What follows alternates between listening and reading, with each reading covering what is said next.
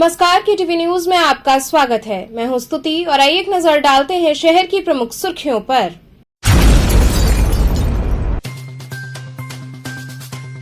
Police उपायुक्त Kashi zone के नेतृत्व में पीस कमेटी की हुई बैठक।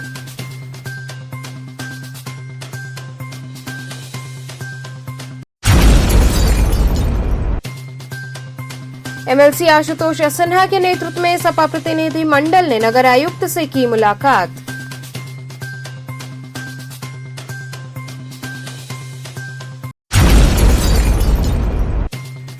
लालपुर पांडेपुर थाने की पुलिस ने 3 अभियुक्तों को किया गिरफ्तार।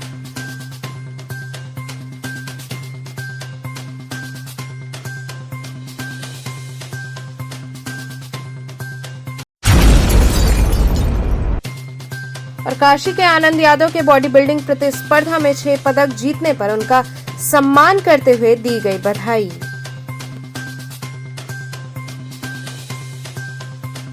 और अब खबरें विस्तार से। लालपुर पांडेपुर थाने की पुलिस ने 3 अभियुक्तों को गिरफ्तार कर लिया। लालपुर पांडेपुर थाना अंतर्गत बीते 14 जून की रात पान मसाला कंपनी के डीसीएम चालक और खलासी को गोली मारकर लूट का प्रयास करने के मामले में पुलिस ने शूटर सहित 3 बदमाशों को गिरफ्तार किया है। पुलिस कमिश्नरेट वाराणसी के मुताबिक इस घटना की साजिश जेल से रची गई थी। चित्रकूट जेल में बंद शातिर अपराधी श्री प्रकाश मिश्रा उर्फ झुन्ना पंडित और गाजीपुर जेल में बंद रवि पटेल ने स्थानीय बदमाशों की मदद से लूट के वारदात को प्लान किया था। गुरुवार को मुखबिर की सूचना पर लालपुर पांडेपुर पुलिस ने घटना में फरार चल रहे मुख्य शूटर मधुबनी बिहार निवासी अनुज झा, बाइक चलाने वाले यश सिंह और वारदात के दौरान रेकी में सहयोग करने वाले प्रमोद गुप्ता को गिरफ्तार कर लिया। पुलिस ने घटना में प्रयुक्त पिस्टल और बाइक भी बरामद किया है। पुलिस की पूछताछ में गिरफ्तार अभियुक्तों ने बताया कि घटना की प्लानिंग झुन्ना पंडित और रवि पटेल के इशारे पर पांडेपुर इलाके में स्थित दीपांकर पटेल के रेस्टोरेंट में बनी थी। असलहा मुहैया कराने की जिम्मेदारी रोहित यादव की थी। इसमें पांडेपुर रोड पर पंचर बनाने वाला अभिषेक पटेल और बच्चा भी शामिल था। पुलिस अब इस मामले में दीपांकर, रोहित और बच्चा की तलाश कर रही है। देखिए 14 तारीख को लगभग सुबह 2 बजे से लेकर 3 बजे के बीच में एक घटना हुई थी यहाँ पे जो आजमगढ़ रोड है। इसमें जो घटना का क्रम ये था, यहाँ पे पान मसाला दुकान के कुछ व्यापारी थे यहाँ पे, जिनके सेल्समैन और ड्राइवर कुछ एक रकम है, लगभग उनकी जो रकम वो भी सामने नहीं आ पाई है, वो रकम लेके अपने बैग में वो लेके जा रहे थे। इसी क्रम में कुछ दिनों पहले से ही यहाँ पे एक छोटी सी गैंग है जिनके द्वारा एक कार्य किया जा रहा था और उनकी रेकी भी की जा रही थी। तो उन व्यक्तियों द्वारा उन पे गोलियाँ चलाई गई थी रात में, जिसमें जो ड्राइवर और जो पीछे वाला जो व्यक्ति बैठा हुआ था, दोनों पे गोलियाँ चलाई गई थी। और इसी क्रम में जब हम लोगों ने पिछले 2 दिन पहले 2 गिरफ्तारियाँ भी की गई थी, जिसमें विकास सिंह और श्याम बाबू जो इसमें व्यक्ति थे वो गिरफ्तार करके जेल भेज दिए गए थे। अभी पिछले कल में क्योंकि टीम हमारी इस पे काम कर रही थी, एक और योजना, क्योंकि उस वाले घटना में ये लोग असफल रहे थे, तो एक और योजना बना रहे थे डकैती में। उसी क्रम में वहाँ पे 6 लोग थे। जब पुलिस वहाँ पे मौके पे पहुंची, उन 6 लोगों में से 3 लोगों को मौके से यहाँ पे गिरफ्तार किया गया। जो 14 तारीख की जो घटना थी उसमें जो प्रयुक्त पल्सर जो गाड़ी थी और उसके अलावा एक जो इनके द्वारा कुछ एक 32 की पिस्टल और साथ में तमंचा वगैरह जो इस्तेमाल किया गया था इनके द्वारा, वो भी मौके से बरामद किया गया है। एक रॉड भी यहाँ पे मौके पे बरामद हुई है, साथ में इनके मोबाइल भी। जब घटना के बारे में और पूछताछ की गई गहनता से, तो इनमें और व्यक्तियों के भी नाम सामने आए हैं, जिसमें एक रेस्टोरेंट चालक है यहाँ पे, मंकी रेस्टोरेंट नाम का एक वो है, जिसके संचालक हैं दीपांकर पटेल और उसके सहयोगी हैं रोहित यादव। इनके द्वारा ये घटना की पूरी प्लानिंग की गई और इसमें ये भी चीज़ सामने आई है, जब और गहनता से पूछताछ की गई, ये व्यक्ति झुन्ना पंडित के लिए भी काम करते हैं, तो इन व्यक्तियों के भी जो बीच में प्लानिंग में इनका भी अहम पार्ट था। तो इसलिए पुलिस अब बाकी अन्य जो व्यक्ति हैं, 3 जो फरार चल रहे हैं, इनको भी जल्द से जल्द गिरफ्तार करके जेल भेजेगी। एमएलसी आशुतोष सिन्हा के नेतृत्व में सपा प्रतिनिधि मंडल ने नगर आयुक्त से मुलाकात की। सपा प्रतिनिधि मंडल ने गुरुवार को एमएलसी आशुतोष सिन्हा के नेतृत्व में पार्षदों के साथ नगर आयुक्त से मुलाकात की। इस दौरान सपा एमएलसी ने आरोप लगाया कि बड़ी चालाकी से महापौर ने नियमानुसार बजट न पेश कर साल 2022-23 का बजट आचार संहिता के बाद प्रशासक के हाथों पास करवाया, ताकि उस पर कोई आपत्ति न हो सके। इस दौरान पार्षदों ने अपने क्षेत्र की समस्याएं भी गिनाई। स्नातक एमएलसी आशुतोष सिन्हा ने कहा कि बनारस नगर निगम में लोकतंत्र की हत्या हो रही है।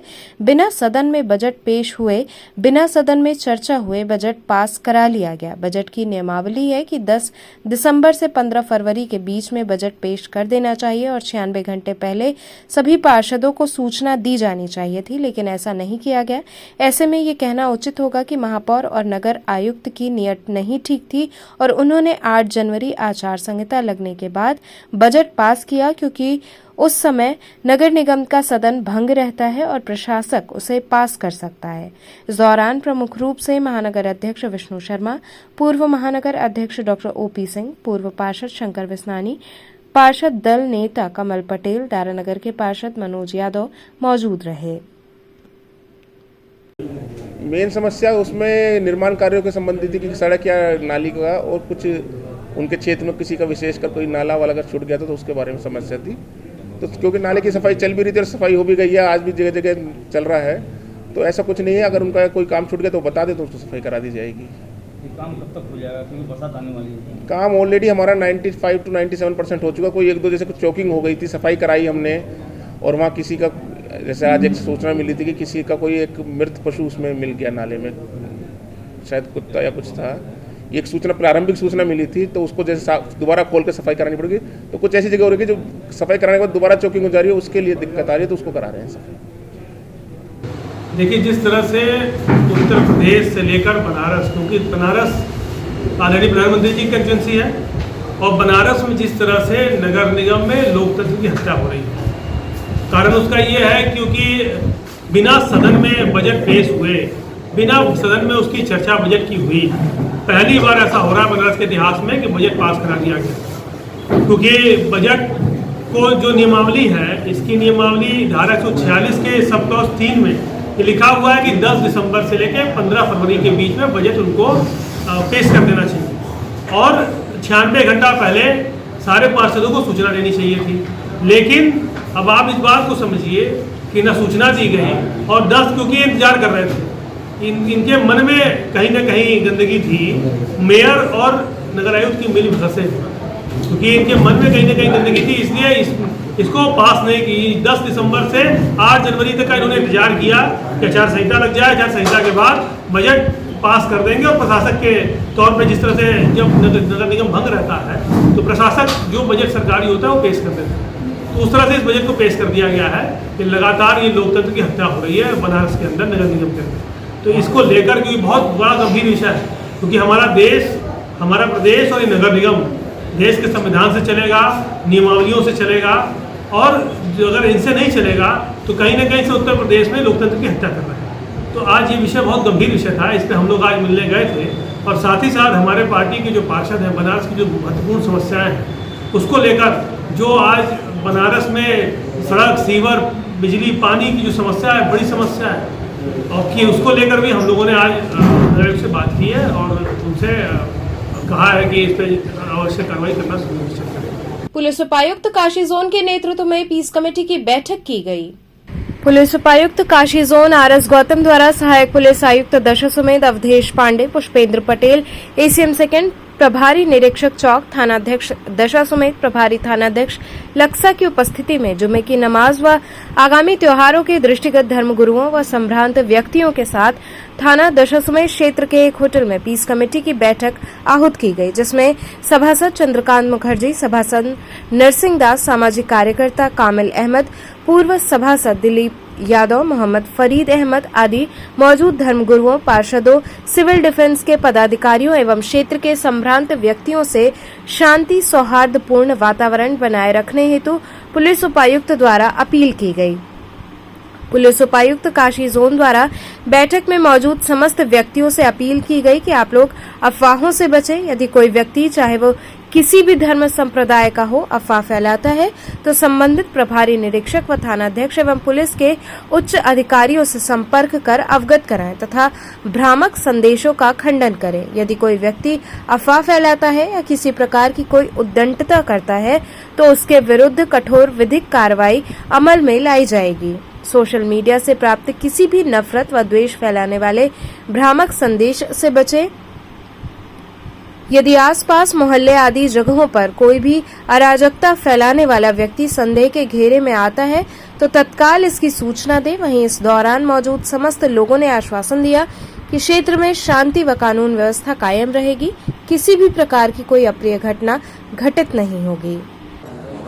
ये दशाश्वमेध क्षेत्र की जो 3 थाने हैं, लक्सा, दशाश्वमेध और चौक, उसके जितने भी संभ्रांत नागरिकगण हैं, धर्म गुरुगण हैं, उन सभी की यहाँ गोष्ठी की गई और सभी को आने वाले पर्वों के संबंध में जो है अवगत कराया गया और सभी से आश्वासन लिया गया कि जिससे कि हमारे सारे पर्व शांतिपूर्ण संपन्न हो सकें, किसी भी प्रकार की कोई अफवाह न फैलने पाए, सोशल मीडिया पे किसी प्रकार के कोई गलत मैसेज न चलने पाए। लोगों को जो संत समिति के मेंबर्स थे, धर्मगुरु लोग थे, तो अपने अपने जो गली मोहल्लों के लोग हैं उनको प्रॉपर तरीके से परामर्श दें कि कोई भी व्यक्ति जो है किसी प्रकार की अफवाह न फैलाने पाए, न किसी प्रकार के मैसेज लोगों को फॉरवर्ड करने पाए और वो अपनी पूर्ण जिम्मेदारी के साथ उन गली मोहल्लों में निश्चित रूप से इस बात को जो है कार्यवाही करें, जिससे कि हमारा जो अमन चैन है वो पूर्णतया कायम रहे और जो काशी की एक परंपरा है वो अक्षुण्ण बनी रहे और यहाँ की तहजीब है, भारतीय संस्कृति है, अमन चैन की, सभी समुदाय आपस में मिलजुल करके रहते हैं, वो बरकरार रहे। कोतवाली थाना परिसर में पीस कमेटी की बैठक आहूत हुई। कोतवाली थाना परिसर में पीस कमेटी की बैठक की गई। इस दौरान कोतवाली थाना प्रभारी भरत उपाध्याय क्षेत्र के संभ्रांत व्यक्तियों और धर्मगुरुओं संग बैठक कर उनसे शांति व्यवस्था बनाए रखने की अपील की। इस दौरान उन्होंने बताया कि यदि कोई व्यक्ति अफवाह फैला रहा है या किसी भी प्रकार से शांति व्यवस्था भंग करने का प्रयास कर रहा है तो त्वरित उसकी जानकारी पुलिस प्रशासन को दे ताकि उनके विरुद्ध कार्रवाई की जाए और शहर में अमन चैन कायम रहे। किसी प्रकार का कोई अगर अफवाह आ गई, हम उस अफवाह की जानकारी करें कि सत्यता क्या है, तब आगे बोलें। किसी प्रकार से किसी अफवाहों को बल न दिया जाए, उसके बारे में हम एनालिसिस करें, जानकारी करें कि क्या ये सही है या गलत है। बिना कुछ सोचे समझे अफवाह को बल न दिया जाए, उस पर कहीं कोई न मैसेज फॉरवर्ड किया जाए, न कोई कुछ बोला जाए, पहले उसकी तहकीकात की जाए कि सत्ता क्या है। काशी के आनंद यादव के बॉडी बिल्डिंग प्रतिस्पर्धा में 6 पदक जीतने पर उनका सम्मान करते हुए उन्हें बधाई दी गई। दिल्ली के तालकटोरा में UIBFF एवं कमानी ऑडिटोरियम में एलाइट क्लासिक चैंपियनशिप द्वारा आयोजित बॉडी बिल्डिंग प्रतिस्पर्धा में काशी के लाल आनंद यादव ने काशी के लिए कुल 6 पदक जीते हैं। आज आनंद यादव के निवास पर हेमू कल्याणी मंडल हिंदू युवा वाहिनी के अध्यक्ष शिवांशु यदुवंश द्वारा माल्यार्पण करते हुए भगवा साफा पहना करके उन्हें बधाई दी गई, जिसमें शोभित शाह, विपिन जायसवाल, शिव नारायण मिश्रा, हेमंत अग्रहरी एवं अन्य लोग उपस्थित रहे। Next category is requested to get ready backstage.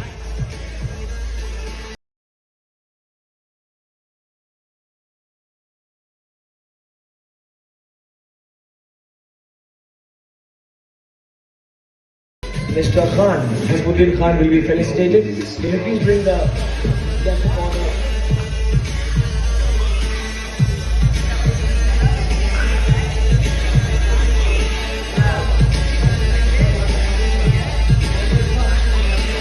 Okay, from last year's बड़े ईमानदार है एलीट चैंपियनशिप वाले, पिछले साल का भी अभी तक रखा है और उन्होंने वो भी दे दिया साथ में।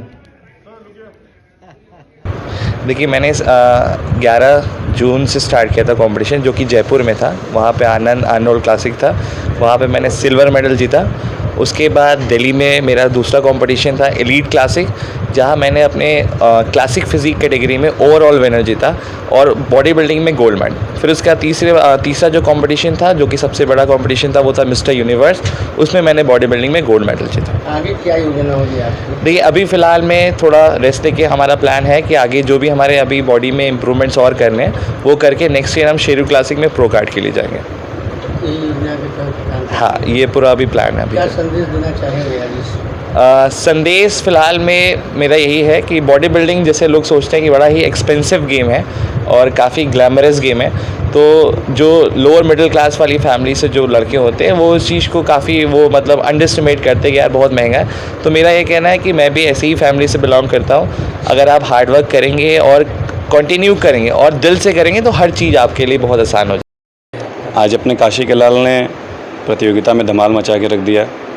उन्होंने लगभग 6 कंपटीशनों में उन्होंने अलग अलग प्रतियोगिताओं में स्पर्धाओं में मेडल जीते उन्होंने, जिसमें कि एक स्वर्ण पदक भी शामिल था। और हम सभी काशीवासियों के लिए गर्व का विषय है।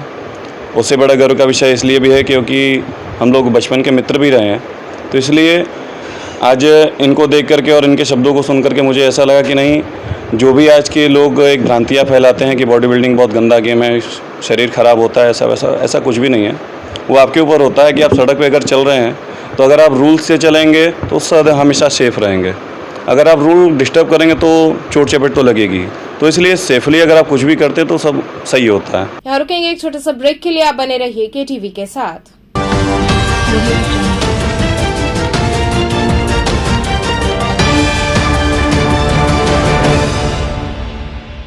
खबरों से जुड़े रहने के लिए हमारे चैनल KTV वाराणसी को सब्सक्राइब करें और लेटेस्ट अपडेट्स के लिए बेल आइकन को प्रेस करें। आर्य महिला Nagarmal Murarka model school affiliated to CBSE New Delhi with science, commerce and arts streams. Admission open from playgroup to class 11th. Most advanced physics lab, chemistry lab and biology lab. State-of-the-art computer lab, smart classes, music classes, art and crafts. Experienced and dedicated faculty members. Well-stocked library, indoor and outdoor games, regular cultural activities, safe transportation. Join us now and be a part of winning experience. Arya Mahila Nagarmal Murarka Model School, Chetganj, Varanasi. हमें चाहिए अधिकार आगे बढ़ने का, हमें चाहिए अधिकार पढ़ने का, हमें चाहिए अधिकार स्वनिर्भर रहने का, हमें चाहिए अधिकार कदम से कदम मिलाकर चलने का। हम समझते हैं आपके अधिकार, इसलिए हम देते हैं बेहतर शिक्षा, तकनीकी ज्ञान, ताकि आप बने स्वनिर्भर। देते हैं एक बेहतर सोच, ताकि आप जाने खुद को। भारत के स्वर्णिम भविष्य में इस शैक्षणिक संगठन के माध्यम से नारी संवर्ग एवं देश के विकास में राष्ट्रीय धर्म एवं नीति के अनुरूप सहयोग करते चले आ रहे हैं। सुधाकर महिला महाविद्यालय आपको बनाए शिक्षित, समृद्ध और स्वतंत्र। सुधाकर महिला इंटर कॉलेज, पोस्ट ग्रेजुएट एवं लॉ कॉलेज, खजरी, पांडेपुर, वाराणसी। सुधाकर महिला महाविद्यालय, एक कदम जागरूकता की ओर। I'm a great mother.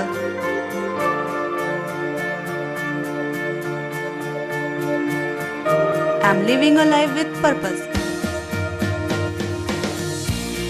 Because I'm providing the best education to my child. And that's the Swami Harsevanand Public School.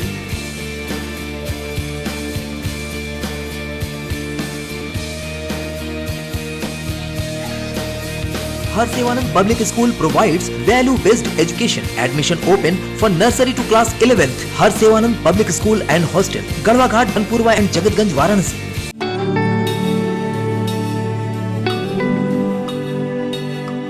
आचार्य सीताराम चतुर्वेदी महिला महाविद्यालय एफिलिएटेड टू महात्मा गांधी काशी विद्यापीठ, सभी विषयों के साथ BSc एवं BCom, well equipped physics lab, modern chemistry lab, latest zoology lab and modern botany lab with dark room experiments.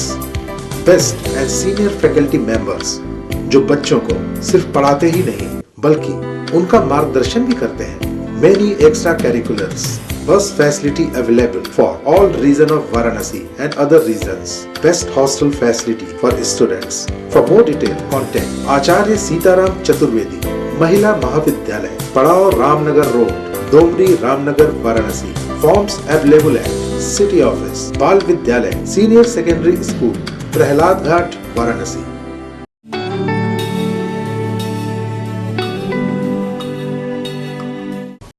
खबरों से जुड़े रहने के लिए हमारे चैनल KTV वाराणसी को सब्सक्राइब करें और लेटेस्ट अपडेट्स के लिए बेल आइकन को प्रेस करें।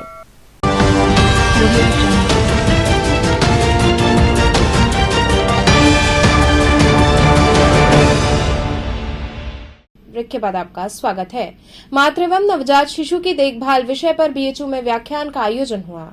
काशी हिंदू विश्वविद्यालय स्थित विज्ञान संकुल में मातृ एवं नवजात शिशु की देखभाल पर व्याख्यान का आयोजन किया गया। प्रोफेसर संगीता गहलोत ने बताया कि प्रोफेसर बीवी तिवारी के प्रथम जयंती पर इस कार्यक्रम का आयोजन किया गया है। उन्होंने बताया कि किस प्रकार से मां के गर्भ में पल रहे नवजात शिशु की देखभाल की जाती है। वहीं इस पूरे कार्यक्रम में नवजात शिशु की जन्म से पहले से लेकर जन्म के बाद तक की देखभाल की सारी महत्वपूर्ण जानकारी दी गई।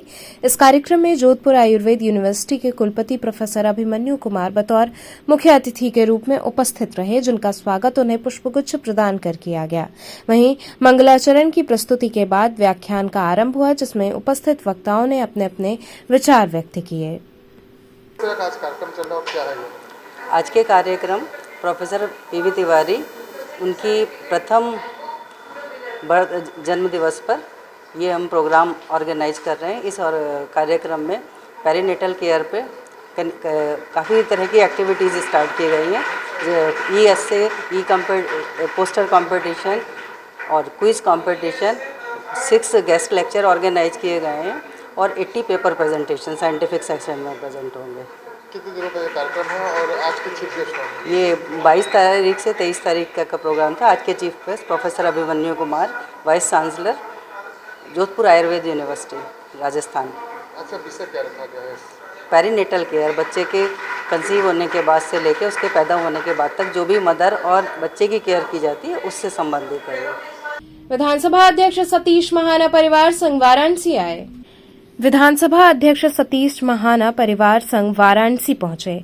उन्होंने बाबा विश्वनाथ का दर्शन किया, काशी विश्वनाथ कॉरिडोर का अवलोकन भी किया। इस दौरान सर्किट हाउस में उन्होंने मीडिया से बातचीत करते हुए कहा कि पहली बार देश में किसी विधानसभा को पेपरलेस किया गया है, ई विधान लागू की गई है। उन्होंने बताया कि पहली बार बिना किसी बाधा के विधानसभा सुचारू रूप से चला। पूरे देश के विधानसभा उत्तर प्रदेश के विधानसभा को रोल मॉडल के तौर पर अपना रहे हैं। उन्होंने कहा कि जनता को विधानसभा सत्र के बारे में पूरी जानकारी दी जाएगी। समूहों में लोगों को बुलाकर सत्र के दौरान इसकी जानकारी दी जाएगी। देखिए, उत्तर प्रदेश की विधानसभा का अध्यक्ष निर्वाचित होने के बाद मैंने उत्तर प्रदेश की विधानसभा में ई विधान लागू किया। माननीय प्रधानमंत्री श्रीमान नरेंद्र मोदी जी का एक ड्रीम प्रोजेक्ट है, जिसमें पूरे देश की विधानसभाओं को एक पोर्टल के ऊपर जोड़ने का काम है। एक दूसरे की विधानसभाओं के बेस्ट प्रैक्टिसेस हम कैसे अडॉप्ट कर सकते हैं, किस प्रकार की समस्याएं देश में सब क्षेत्रों के अंतर्गत है, इसकी चर्चा भी होती है। लेजिस्लेशन एक ऐसा माध्यम है जिसके माध्यम से चुने हुए प्रतिनिधि सरकार से अपना काम करवा सकते हैं और लेजिस्लेचर की महत्व बना रहे, उसकी सैंटिटी बनी रहे, उसकी पवित्रता बनी रहे। इस हेतु हमने काम किया। माननीय मुख्यमंत्री श्री योगी जी के सहयोग से अब की बार विधानसभा बहुत अच्छी चली। श्री काशी विश्वनाथ सेवा समिति द्वारा प्रेस वार्ता आयोजित की गई। श्री काशी विश्वनाथ सेवा समिति के बैनर तले जम्मू कश्मीर में अमरनाथ यात्रियों के लिए काशी का 22वां विशाल भंडारा श्रावण मास तक आधार शिविर चंदनबाड़ी में चलेगा। ये जानकारी समिति के अध्यक्ष एवं काशी के वरिष्ठ समाज सेवी दिलीप सिंह ने दी। चौक स्थित अपने कार्यालय में पत्रकारों को संबोधित करते हुए उन्होंने बताया कि कोरोना की भीषण महामारी के चलते काफी समय तक अमरनाथ यात्रा बंद रही। अब यात्रा आरंभ हुई है तो सेवादारों का जत्था जम्मू कश्मीर रवाना हो रहा है, जो पूरे सावन माह तक चंदनबाड़ी में कैंप लगाकर श्रद्धालु यात्रियों की अनवरत सेवा करेगा। हमारी संस्था विगत 22 वर्षों से श्री अमरनाथ जी की यात्रा के दौरान एक विशाल भंडारे का आयोजन करती चली आ रही है। 2 साल लगातार कोरोना महामारी के चलते हम वहां नहीं जा पाए, यात्रा भी स्थगित रही। 2 साल बाद वहां जा रहे हैं। कई कठिनाइयों का, परेशानियों का सामना हमें करना पड़ रहा है। साइन बोर्ड की बहुत सी पाबंदियां हम लोगों पर लगी हुई है, जैसे सेवादार कार्ड 50 हैं और इन सब की पुलिस वेरिफिकेशन होनी है, इन सब की क्या कहते हैं मेडिकल होना है। ये सारी फॉर्मेलिटी को हम लोग पूरा करते हुए वहाँ पे जा रहे हैं। और जैसे कि हम वहाँ 50 सेवादार से ऊपर यात्रा में अपने भंडारे में नहीं टिका सकते और हम 200 से 300 आदमी की ठहरने की व्यवस्था ऑलरेडी रखते हैं। सुबह चाय नाश्ते से लेकर रात्रि भोजन तक की व्यवस्था रखते हैं। बनारस की स्पेशल पान, ठंडई वहाँ साधु संतों को बांटने के लिए जूता, मोजा, शॉल, स्वेटर, टोपी, मास्क, ये सारी व्यवस्था हमारी संस्था द्वारा किया जाता है। कब निकलेंगे और कैसे निकलेंगे? 25 तारीख को सवेरे 7 बजे यहाँ से हम लक्सा अपने हमारे निवास स्थान से गदौलिया चौक होते हुए एक बाइक रैली के रूप में निकलेंगे, जो स्टेशन जलियांवाला बाग में हम लोगों को लोग चढ़ाने के लिए जाएंगे और अपना आशीर्वाद देंगे। फिर यहाँ से होते हुए हम लोग पंजाब जाएंगे। पंजाब से जो है फिर ट्रकों में सामान लोड करके हम कश्मीर की तरफ रवाना हो जाएंगे। उसी दिन दोपहर 12 बजे बेगमपुर एक्सप्रेस से हमारे 70 सेवादार जाएंगे, जो कि जम्मू होते हुए डायरेक्ट कश्मीर की तरफ बढ़ेंगे, जिसमें हलवाइयों का ग्रुप, इलेक्ट्रिशियन का ग्रुप, ठंडाई बनाने वाले ग्रुप, पान बनाने वाले ग्रुप, टेंट लगवाने वाले के और ग्रुप, सेवा करने वाले के और ग्रुप, सारे के सारे लोग रहेंगे। वहाँ जाकर सेवा हमारी स्टार्ट हो जाएगी। 30 जून से हमारी कैंप एकदम रेडी रहेगा और हम लोगों की सेवा के लिए तत्पर रहेंगे। कितने दिन का ये कैंप रहेगा? ये टोटल कैंप रहेगा हमारा, तो वैसे 40 दिन की यात्रा है, लेकिन हम 35 दिन की यात्रा करेंगे, क्योंकि 25-30 दिन ही भीड़ रहती है। उसके बाद रश खत्म हो जाता है, तो भंडारे की आवश्यकता वहाँ नहीं। नंदी सेवा समिति द्वारा पत्रकार वार्ता का आयोजन हुआ। पत्रकारों से मुखातिब होते हुए नंदी सेवा समिति के अध्यक्ष डॉक्टर शशिकला पांडे ने बताया कि नंदी सेवा न्यास के तत्वाधान में हिंदी तथा संस्कृत भाषा के प्रसिद्ध कवि, कथाकार और चिंतक, संस्कृत के आचार्य डॉक्टर राजेंद्र प्रसाद पांडे के अमृत जन्मोत्सव के उपलक्ष्य में रथ यात्रा स्थित कन्हैयालाल मोतीवाला स्मृति भवन में डॉक्टर राजेंद्र प्रसाद पांडे स्मृति समारोह का आयोजन आगामी 25 एवं 26 जून को किया जा रहा है, जिसमें देश विदेश के अनेक सर्जक, चिंतक तथा विद्वान शामिल होंगे। नांदी सेवा न्यास की ओर से एक कार्यक्रम का आयोजन कर रही हूँ। सर्जना शिखर डॉक्टर राजेंद्र प्रसाद पांडे जन्मोत्सव समारोह है और इस समारोह, ये 2 दिनों का समारोह है, 25 जून और 26 जून को 4 सत्रों में यह संपन्न होगा, जिसके प्रथम सत्र में डॉक्टर पांडे जी के ऊपर संपादित स्मृति ग्रंथ का विमोचन होगा। उसके बाद दूसरे, तीसरे और चौथे सत्र में उनकी रचनाओं, उनके साहित्यिक कर्म, कविता, संस्कृत से संबंधित साहित्य और कथा तथा कथेतर साहित्य पर ये सत्र चलेंगे। समापन और संपूर्ति सत्र में 2 विद्वानों का अलंकरण किया जाएगा, जिसके लिए एक समिति बना के समिति ने उन विद्वानों का चयन किया है, जिनका हम लोग अलंकरण करेंगे, उनको सम्मानित करेंगे और उन्हें कुछ इससे संबंधित धनराशि भी दी जाएगी। क्या उद्देश्य है इस कार्यक्रम का? इस कार्यक्रम के पीछे डॉक्टर पांडे जी की जो रचनाएं हैं और उनकी जो वैचारिकी है, उसको समाज के समक्ष लाना प्रमुख उद्देश्य है। ये वैचारिकी हमारे भारतीय धर्म, संस्कृति और संस्कृत भी साथ में, संस्कृत भाषा और संस्कृति, लोक परंपरा, इनसे संबंधित इनकी वैचारिकी है और बहुत ही स्पष्ट विचार हैं उनके इन चीज़ों के बारे में।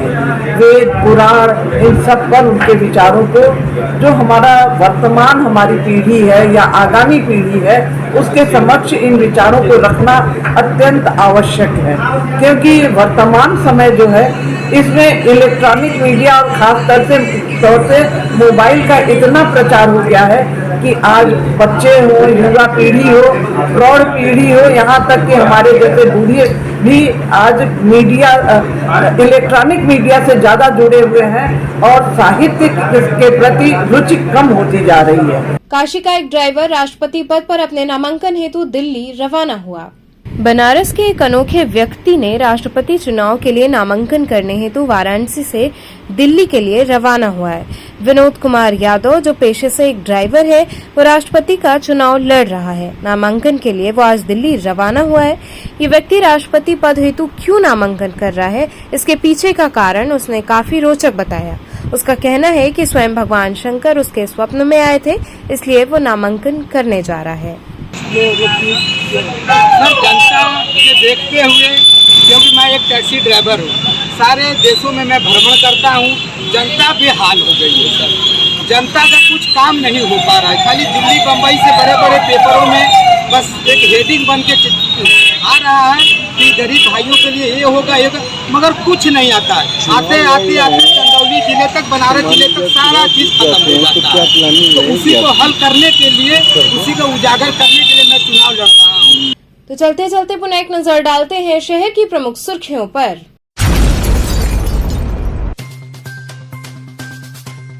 पुलिस उपायुक्त काशी जोन के नेतृत्व में पीस कमेटी की हुई बैठक।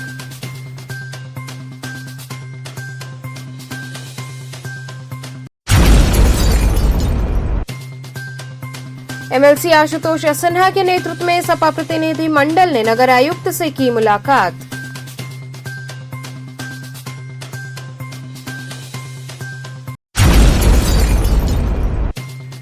लालपुर पांडेपुर थाने की पुलिस ने 3 अभियुक्तों को किया गिरफ्तार।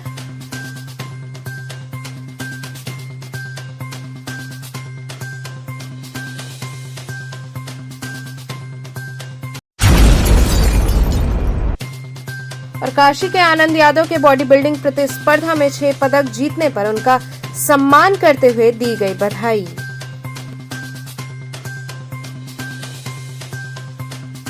तो थे आज के समाचार, कल फिर होगी मुलाकात, तब तक के लिए नमस्कार।